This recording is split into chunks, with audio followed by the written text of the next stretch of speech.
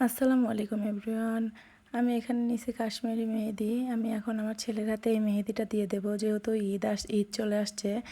তো আমার ছেলের হাতে তো মেহেদি দিতেই হবে। আমার ছেলেকে ফার্স্টে আমি ভালোভাবে ঘুম পাড়িয়ে নিছি, কারণ যে উঠে গেলে তো আর ওকে দেওয়া যাবে না, ঘুমের ভেতরে ওকে দিতে হবে।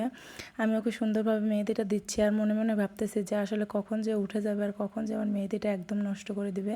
তাও ভয়ে ভয়ে আমি আসলে মেহেদিটা দিচ্ছি। মেহেদিটা কিন্তু অনেক সুন্দর কালার আসবে। আমি এখানে কাশ্মীরি নিছি। দেখুন আমার ছেলের হাতে কিন্তু অনেক ভালোভাবে আমি পরিপূর্ণ করতে পারছি, কিন্তু আসলে দেখা গেছে যে 2-3 জায়গায় ও বারবার করে উঠে গেছে।